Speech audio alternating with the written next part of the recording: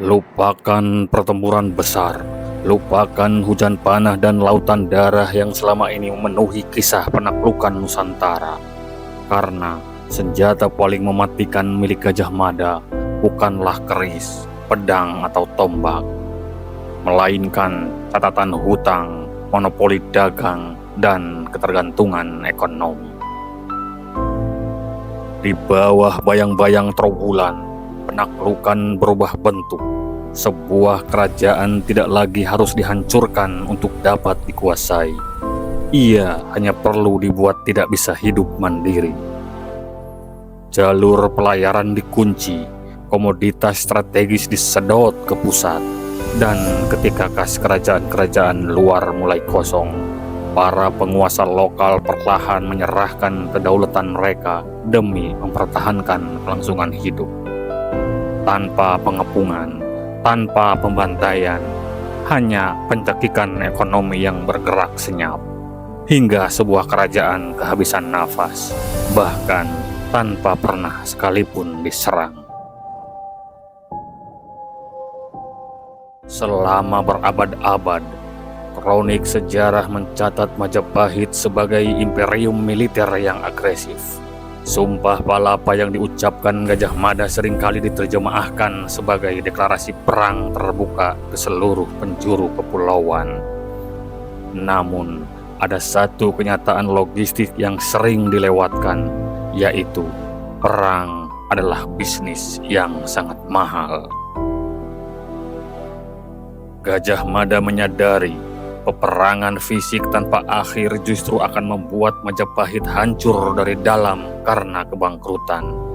Dari sinilah Sang Mahapatih merancang strategi yang jauh lebih cerdas, lebih tenang, sekaligus lebih mematikan.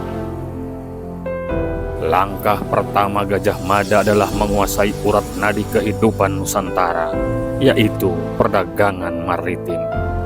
Majapahit memfungsikan dirinya sebagai super hub. Komoditas bernilai tinggi mulai dari cangkih Maluku, pala Banda, hingga lada Sumatera harus melewati restu dan jaringan pelabuhan yang diawasi oleh armada laut Majapahit. Hebatnya, Majapahit tidak selalu datang sebagai penjajah. Mereka seringkali datang sebagai konsumen tunggal yang besar, atau penyedia keamanan jalur laut dari bajak laut. Upeti atau bantan yang dikirim oleh raja-raja daerah ke Trowulan lambat laut bergeser maknanya. Ia bukan lagi sekedar simbol penghormatan politik, melainkan biaya langganan agar pelabuhan mereka tetap diizinkan beroperasi dalam jaringan global Majapahit. Jika sebuah kerajaan mulai membangkang, maka Gajah Mada tidak perlu mengirim pasukan hulu balang. Cukup perlambat distribusi barang, naikkan tarif masuk pelabuhan, atau alihkan rute kapal dagang internasional ke pelabuhan tetangga. Dalam hitungan bulan, ekonomi kerajaan pembangkang tersebut akan lumpuh total. Dalam sistem diplomasi mitra satata atau persaudaraan yang setara, banyak penguasa lokal merasa mereka masih merdeka. Istana-istana daerah tetap berdiri megah, mahkota tetap dikenakan, upacara adat tetap berlangsung meriah.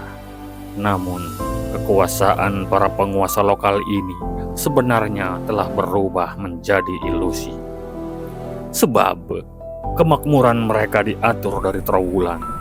Gajah Mada menerapkan standarisasi hukum dagang menggunakan Kitab Perundang-undangan Utara Manawa, serta membanjiri pasar Nusantara dengan mata uang resmi Majapahit, yaitu koin picis dari tembaga dan perunggu. Ketika sebuah kerajaan lokal terikat pada mata uang dan pasar Majapahit, mereka kehilangan kontrol atas harga barang mereka sendiri.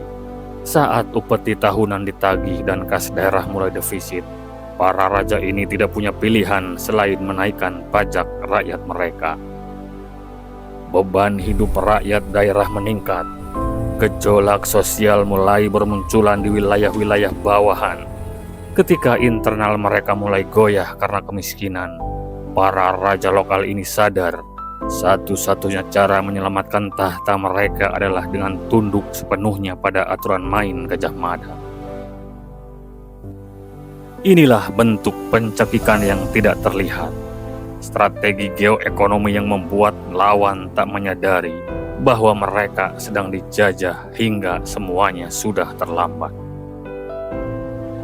Tidak ada kota yang dibakar, tidak ada tumpukan mayat di medan tempur yang menimbulkan dendam turun-temurun.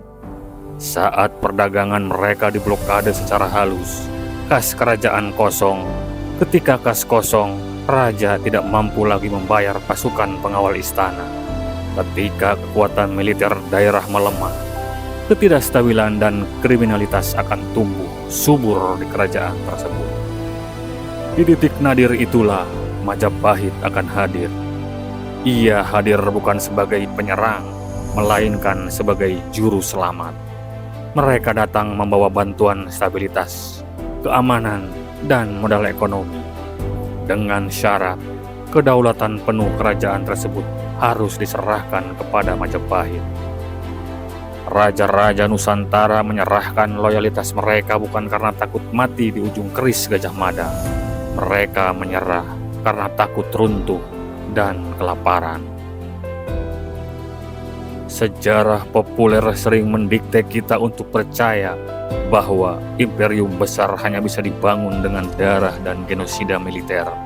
Namun, Gajah Mada dan Majapahit membuktikan strategi yang jauh lebih modern di abad ke-14.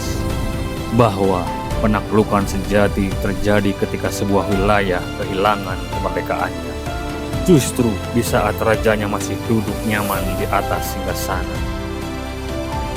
Sebab pada akhirnya, cara paling efektif untuk menguasai sebuah kerajaan bukanlah dengan menghancurkannya dalam satu malam, melainkan dengan mengintegrasikan ke dalam sistem, lalu membiarkannya perlahan kehabisan nafas. Saya dan Kronika Studio, sampai jumpa di analisis sejarah berikutnya.